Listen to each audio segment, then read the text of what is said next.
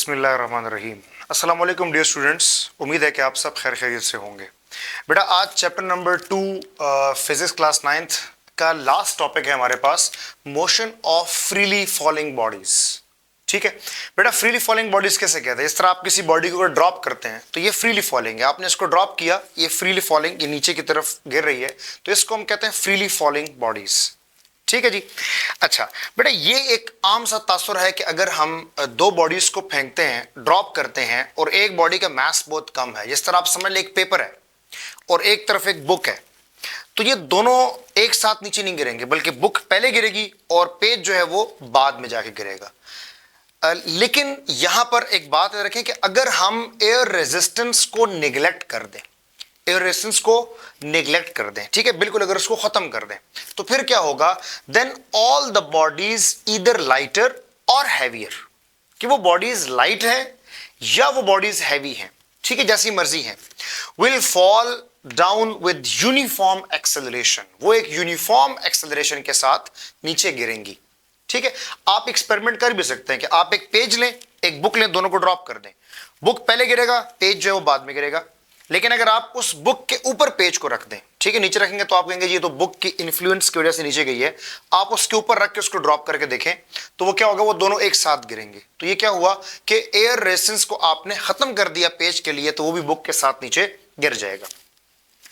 अब ये जो है, this uniform acceleration of freely falling bodies is known as gravitational acceleration, क्योंकि under the action of gravity है, तो इसलिए इसको हम ग्रेविटेशनल एक्सेलरेशन का नाम देते हैं। ठीक है जी, कि बॉडीज इस एक्सेलरेशन के साथ गिर रही होती हैं। इसको जी के साथ रिप्रेजेंट करते हैं, स्मॉल जी के साथ, ठीक है। और बेटा इसकी वैल्यू जो है वो 10 मीटर पर सेकंड स्क्वायर है। इसका मतलब क्या हुआ कि जो बॉडी गिर रही है बेटा, वो हर एक सेकंड में उसकी वेलोसिटी के अंदर चेंज कितना आ रहा है? 10 मीटर पर सेकंड उसकी वेलोसिटी बढ़ती जा रही है। ठीक है, ये बात आपको यहां पर पता होनी चाहिए। ये तो बेटा हमारे पास होगी बात ग्रेविटेशनल एक्सेलरेशन की। अब इससे प्रीवियस लेक्चर में हमने इक्वेशंस ऑफ मोशन को डिस्कस किया था।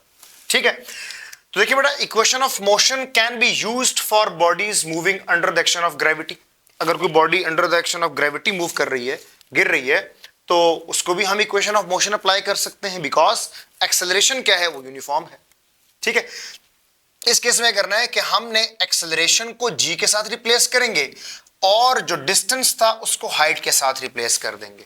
ठीक है, तो हमारे पास इक्वेशन किस में कन्वर्ट हो जाएंगी? Under the action of gravity की मोशन में कन्वर्ट हो जाएगी। ठीक है जी, तो बेटा जो फर्स्ट इक्वेशन है, अगर वो आपको याद हो, तो फर्स्ट इक्वेशन हमारे पास क्या थी? V f that is equal to v i plus a t. तो यहां पर इक्वेशन हमारे पास क्या बनेगी? वो देखें, v f that is equal to v i plus g t. ठीक है जी, अब ए की जगह पर हमने क्या रिप्लेस कर दिया? हमने जी को रिप्लेस कर दिया। तो ये वाली इक्वेशन किसके लिए है? Due to the motion of gravity के लिए। ठीक होगी बात। अब आते हैं दूसरी इक्वेशन की तरफ। ये तो हमारे पास फर्स्ट इक्वेशन थी। जो सेकंड इक्वेशन थी बेटा, वो थी s is equal to v i t plus half a t square. Equation आपको याद होगी। तो अब एस को हमने एस एच से रिप्लेस करना है, तो h that is equal to v i t plus half, बेटा ए टी स्क्वायर था ना, तो यहां पर क्या आ जाएगा? जी टी स्क्वायर। क्यों? वजह मैंने ऊपर बताया कि हम एक्सेलरेशन को अब ग्रेविटेशनल एक्सेलरेशन के साथ रिप्लेस कर देंगे। सिमिलरली लास्ट इक्वेशन की बात अगर की जाए तो वो क्या थी बेटा? 2as that is equal to v f square minus v i square. तो यहां पर क्या बन जाएगा? देखें, 2a की जगह पर क्या आ जाएगा? g, और s की जगह पर क्या आ जाएगा? h।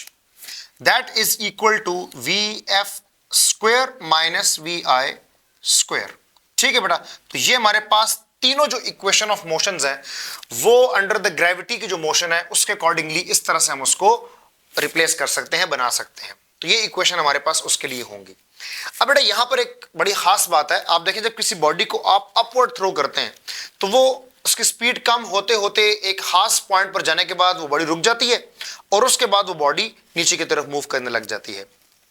तो ऊपर जाते हुए उसकी स्पीड क्या हो रही है? कम हो रही है। ठीक है, रीजन क्यों? बेटा अर्थ की जो ग्रेविटेशनल पुल है इसके अगेंस्ट बॉडी मूव कर रही है ना, तो उसकी स्पीड क्या हो रही है? कम हो रही है। तो अब उसकी मोशन अपवर्ड है, फोर्स डाउनवर्ड लग रही है, तो उसकी स्पीड क्या होती जाएगी? कम होती जाएगी, और एक खास डिस्टेंस पर जाकर वो स्पीड बिल्कुल जीरो हो जाएगी। उसके बाद बॉडी फॉल करेगी, नीचे की तरफ गिरेगी, लेकिन अब उसकी वेलोसिटी क्या हो रही है? बढ़ रही है। ठीक है, ये बात याद रखनी है। तो अब देखें, when bodies are moving downward, जब बॉडी ऊपर से नीचे की तरफ आ रही होती है तो बेटा इनिशियल वेलोसिटी हम जीरो लेट करते हैं अगर वो बॉडी फ्रीली फॉलिंग है, मतलब आपने थ्रो नहीं किया, उस बॉडी को आपने ड्रॉप किया है। तो अगर उस बॉडी को आपने ड्रॉप किया है तो बेटा उसकी इनिशियल वेलोसिटी क्या होगी, उसको आप जीरो लेट करेंगे। और इस केस में याद रखिएगा कि जो ग्रेविटेशनल एक्सेलरेशन है जी, बेटा इसकी वैल्यू पॉजिटिव होगी। ठीक है जी, तो याद रखें कि जब आपकी बॉडी नीचे की तरफ आ रही होगी तो आप जी की वैल्यू क्या लेट करेंगे बेटा, वो पॉजिटिव होगी। रीजन कि बॉडी की स्पीड तो बढ़ रही है ना, तो इसका मतलब एक्सेलरेशन पॉजिटिव है। और यहां पर बॉडी में एक्सेलरेशन कौन सी है, वो बेटा ग्रेविटेशनल एक्सेलरेशन है, तो वो उसकी वैल्यू क्या होगी, उसकी वैल्यू पॉजिटिव होगी। क्लियर होगी बात। अब दूसरी तरफ आते हैं कि when bodies are moving upward, अगर किसी बॉडी को आपने अपवर्ड थ्रो किया है तो उस केस में क्या होगा बेटा, बॉडी को थ्रो करेंगे तो वो टॉप पॉइंट पर जाकर रुक जाएगी। इसका मतलब कि उसकी फाइनल वेलोसिटी जीरो हो जाएगी एट द हाईएस्ट पॉइंट। ठीक है, हाईएस्ट पॉइंट पर उसकी वेलोसिटी क्या होगी, जीरो। उसके बाद वो नीचे गिरेगी।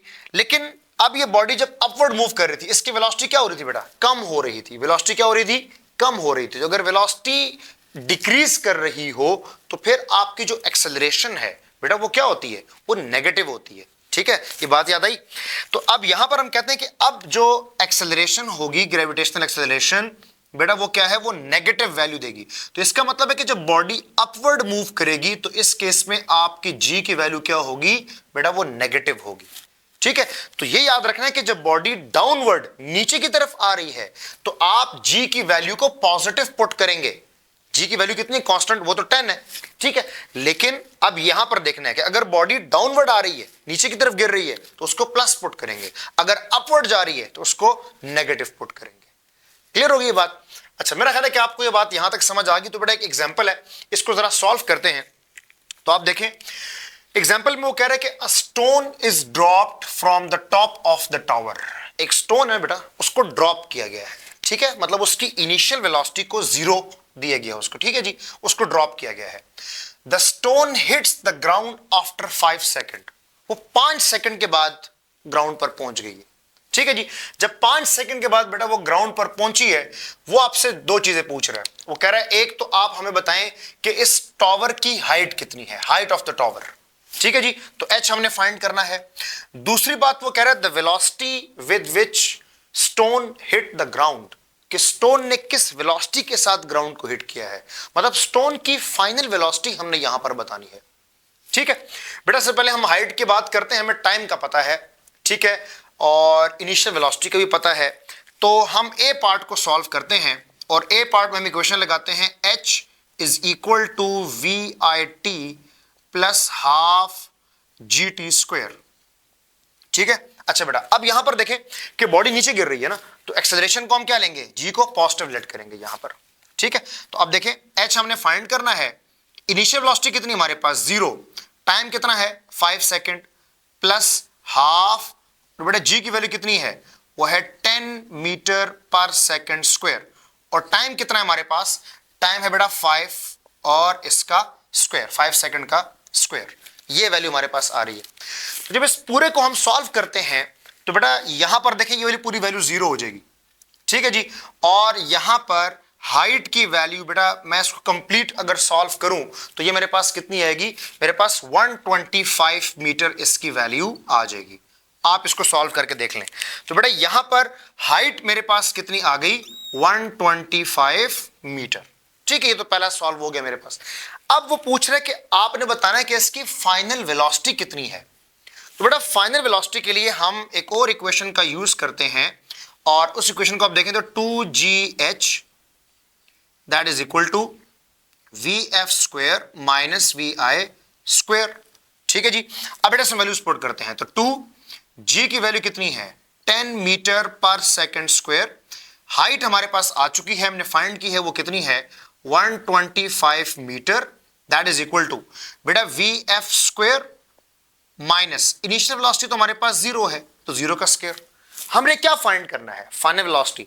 तो ये जीरो तो खत्म हो जाएगा और इस साइड जब इस पूरी वैल्यू को बेटा हम सॉल्व करेंगे तो ये हमारे पास कितना आ जाएगा, 2500 मीटर स्क्वायर पर सेकेंड स्क्वायर। और ये किसके बराबर आ जाएगा बेटा, वी एफ स्क्वायर के बराबर। स्क्वायर रूट ले लें दोनों साइड पे, तो बेटा हमारे पास जो फाइनल वेलोसिटी है vf वो हमारे पास कितनी आ जाएगी, वो आ जाएगी 50 मीटर पर सेकंड। ठीक है, इसका मतलब है कि यहां पर जो फाइनल वेलोसिटी है, ठीक है, जिस वेलोसिटी के साथ ये स्टोन ग्राउंड को हिट करेगा वो कितनी है बेटा, वो हमारे पास है 50 मीटर पर सेकंड। तो देखें आपके पास सिर्फ एक चीज गिवन थी, टाइम। इनिशियल वेलोसिटी का आपको पता था, आप इसकी हाइट और इसकी फाइनल वेलोसिटी को फाइंड आउट कर सकते हैं। तो इस तरह से बेटा कोई भी क्वेश्चन आए तो आप इन इक्वेशंस को अप्लाई करके उन क्वेश्चन को बड़े इजीली जो है वो सॉल्व कर सकते हैं। ठीक है बेटा। अच्छा, इस टॉपिक के बारे में कुछ 2-3 एमसीक्यूज को जरा डिस्कस कर लेते हैं। तो बेटा यहां पर अब देख लें कि पहला एमसीक्यूज हमारे पास है कि if a body falls under the gravity, ठीक है जी, तो what will be it's gravitational acceleration. If a body false downward with gravity, तो आप बताएं कि उसका जो ग्रेविटेशनल एक्सेलरेशन है बेटा उसकी वैल्यू क्या होगी। आपके पास ऑप्शन है पॉजिटिव, नेगेटिव, इंक्रीजिंग या जीरो। ठीक है, तो आप देखें कि बॉडी गिर रही है under the action of gravity, ठीक है, ड्यू टू ग्रेविटी बॉडी नीचे आ रही है। तो हमने अभी पढ़ा कि अगर बॉडी ग्रेविटी की वजह से नीचे गिर रही है, ठीक है, मूविंग डाउनवर्ड, तो जी की वैल्यू क्या है, जी की वैल्यू पॉजिटिव होगी। तो यहां पर आपका ऑप्शन क्या होगा, ग्रेविटेशनल एक्सेलरेशन बेटा यहां पर पॉजिटिव होगी। क्लियर होगी ये बात? ठीक है जी।